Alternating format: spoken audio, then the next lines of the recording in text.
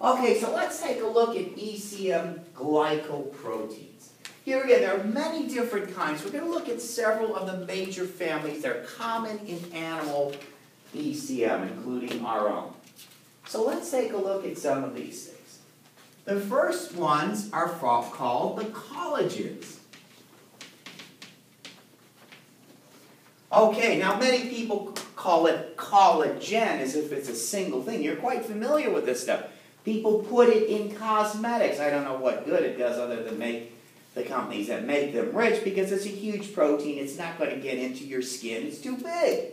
Okay, it's a large protein, but it's actually collagens because there are numerous different kinds. Now, collagens are very unusual proteins, and the ability to produce lots of collagens was probably one of the prerequisites for multicellular animal life. The problem is it takes a lot of energy to make collagens, so these organisms needed high levels of oxygen. So we didn't see the advent of multicellular life on this planet, say about 700 million years ago or so, until the oxygen levels got to something that may have been anywhere from 10 or 20% to fairly close to current levels. They needed that much oxygen in the atmosphere. Okay, now, what are collagens like? Well, they're unusual kinds of proteins. They have a very unusual primary structure. In other words, amino acid sequence. They're made of repeating units of the amino acid called glycine, and then one called proline, and then something else. We often call it X, any of a number of other amino acids. And we take this triple sequence of amino acids and repeat it over and over and over again. And that's most of the collagen molecule. Now, it turns out the individual collagens are called tropocollagens.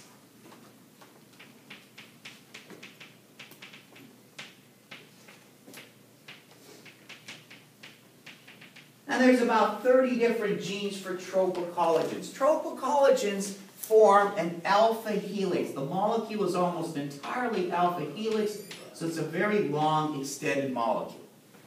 Now there's a couple, I think 3 or 4 major categories of tropocollagens. And you can take different combinations of different tropocollagens. There's certain rules that certain types of collagens, tropocollagens, can only combine with certain other types and so on. So there's some rules. You can't just take any one of them and mix them together with any others. Okay, but basically the idea is 3 of the appropriate tropocollagens wind together to form what's often called a triple helix. And that's our typical collagen molecule. So you have 1, and then 2, and then 3, and you get something like this. This would be a collagen.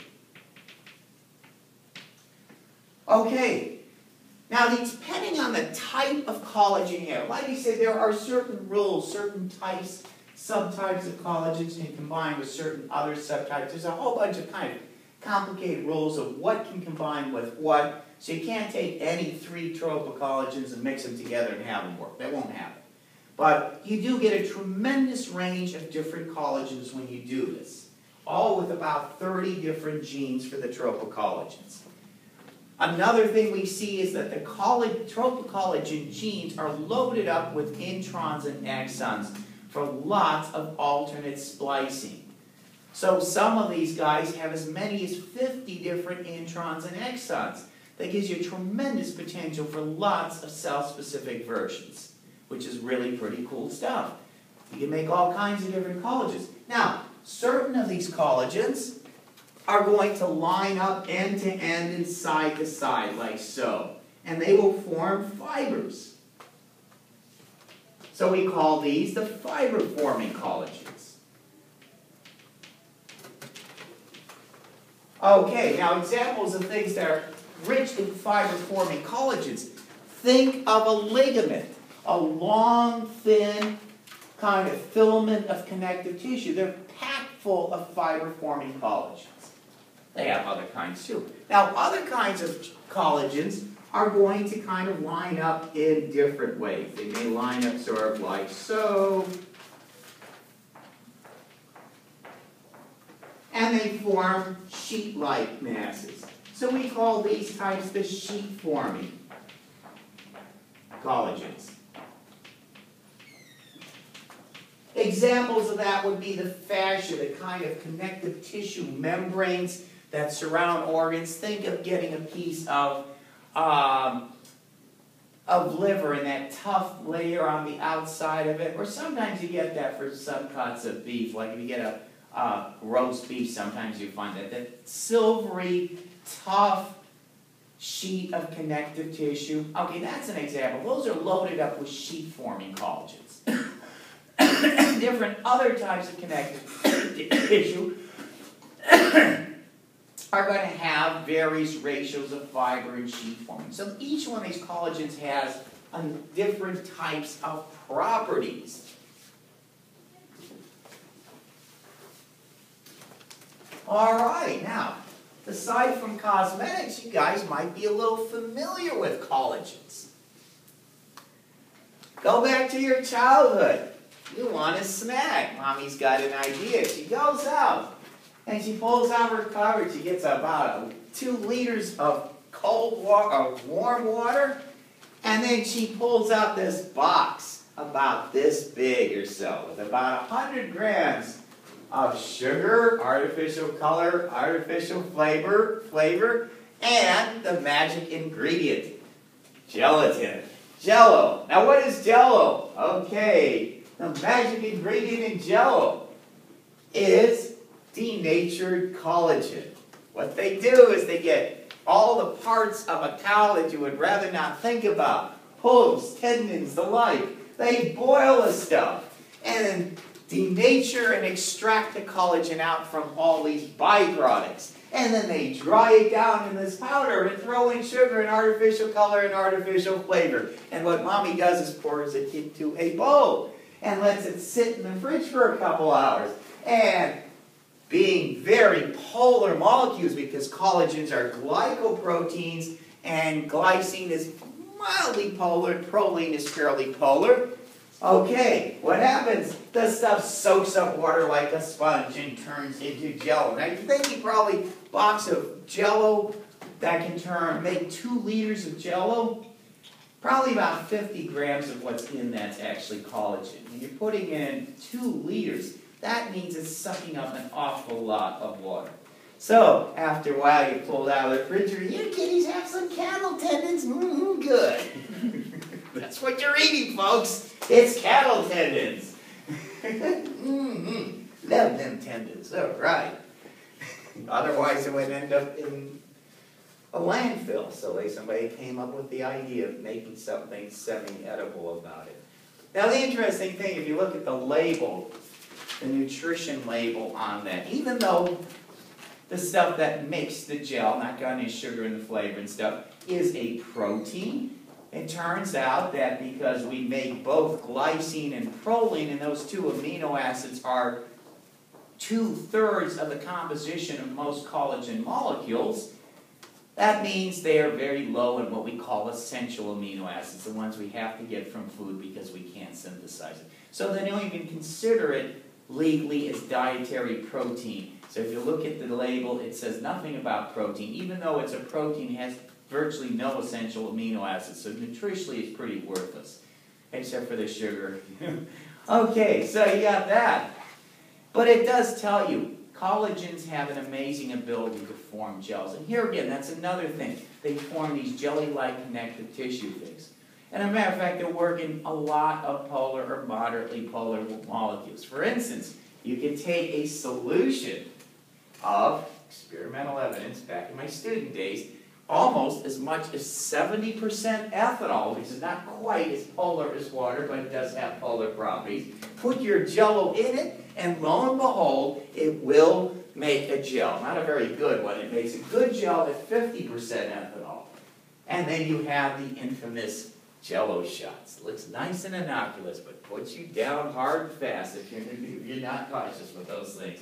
Okay, so yeah, here again, and the same thing. It works with ethyl alcohol because ethyl alcohol has some polar properties, but not as polar as water, which is why when you try doing it in grain alcohol, it won't gel. We tried that, trust me. It will work at 70% grain alcohol, just barely, but best to do it 50% or less. But that's still pretty potent Jello shots. But thanks for telling us that. We really needed to know that. I'm going to go and use that later. Oh, yeah, you'd be surprised. I wouldn't be surprised if some of you folks have already used it at parties. I'm sure me and crap Jessica things. are going to Okay. make us some Jello shots. You can get them at some bars. Just giving her Jello would put her over the edge. Oh, yeah, she doesn't need she's already wired enough. The sugar will get her to it. Yeah, oh, God. Okay, all right, but anyway, it does illustrate something that these are very polar molecules. Gelatin is probably the major extracellular matrix protein, but it's by no means the only ECM proteins. There's a couple other major families, too. There is a big family called the fibronectins. There are, again, large extracellular matrix glycoprotein. In fact, they're quite large. You have two subunits joining together to form kind of like a Y-like shape, like so. They're very large molecules. Many fibronectins bind to collagens. So they're pretty major components in most kinds of extracellular matrix.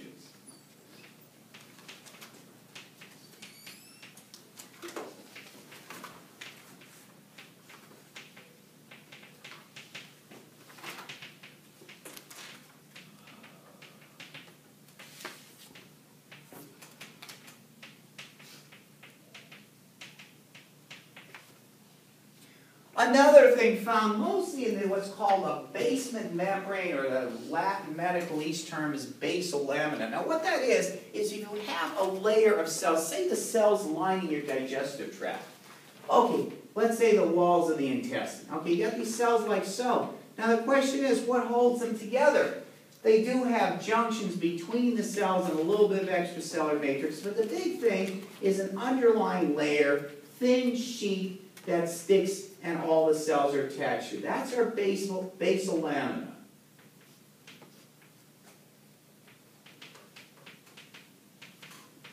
So a lot of these, what's sometimes called endothelial cells, the linings of glands and ducts, our digestive tract, things like that. These basement membranes hold them together. They're rich in another class of glycoproteins called the laminins, which are huge proteins. Once again, two subunits joining together to form an enormous molecule. Complex is almost 800,000 molecular weight. They're talking seriously large molecule here. And they seem to be very rich in these types of thin, flat extracellular matrix that hold cells together in things like digestive tract linings, linings of the lung, all these so-called endothelial tissues. Okay, other types of connective tissue are relatively low in. Now, one other family I'd like to mention, which is a kind of neat, and they're also fairly useful, are called the elastins. Elastins join together to form what are called elastic or stretchy fibers. And what these things do is they give connective tissue a little bit of stretchiness. That's fairly important. Now, example, think of a ligament. Has anybody here torn a ligament doing sports or anything like that, or falling the wrong way or whatever? Good. From what I've heard, I haven't either, but from what I've heard, it's excruciatingly painful. You put enough stress on a ligament and it will break or tear, and then it's surgery, a lot of pain, some disability, at least for a long time, sometimes permanently in the worst cases and stuff.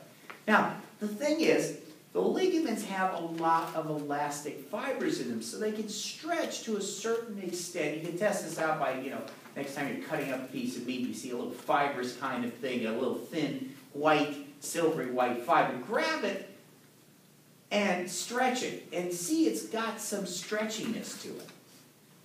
The elastins are responsible for that. Other kinds of tissues, they're going to end up getting periodic stress. You want to throw elastins in that so they don't rip. Now, if you didn't have these things, you try stretching some kind of connective tissue and just rip on you. So you tear your ligaments all the time. That would be very bad. So things that get a lot of mechanical stress, we throw a fair amount of elastins in them to give them a suitable amount of stretchiness, so they're less likely to rip and break. Now, elastins are very interesting molecules. If you took an elastic fiber, you could stretch it 7 times its original length without breaking it, even more than what you could with a natural rubber band.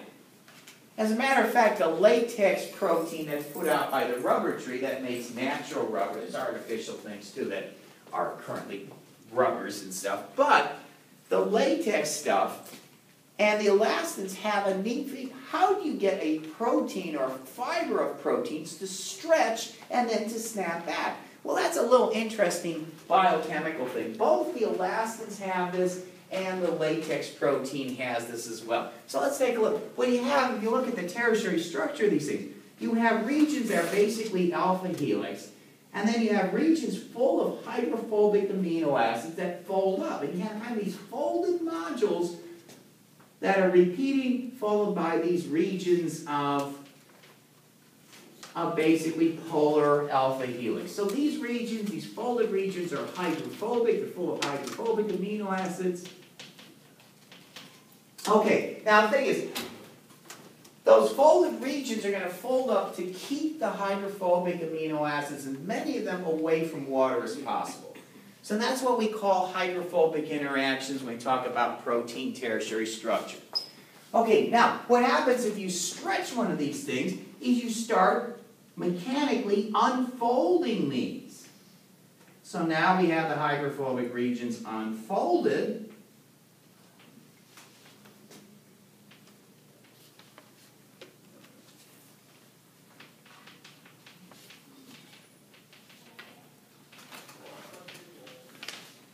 And essentially what's going on with these unfoldings, these hydrophobic regions want to stay away from water and they like to snuggle up together. So when you remove the mechanical stress, they refold. Those little regions refold. Since they're small, they can refold spontaneously on their own very quickly.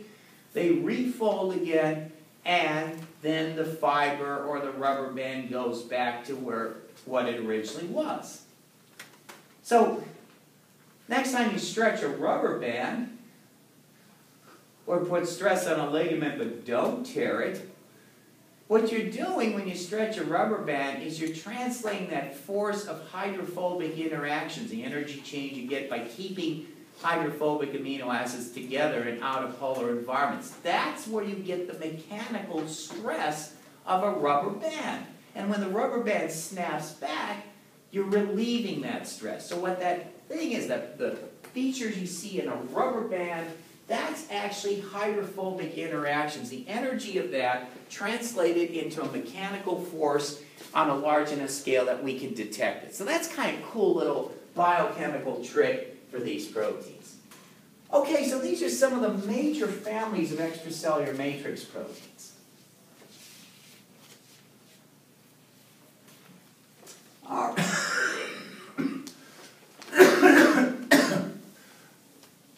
Okay, questions on that?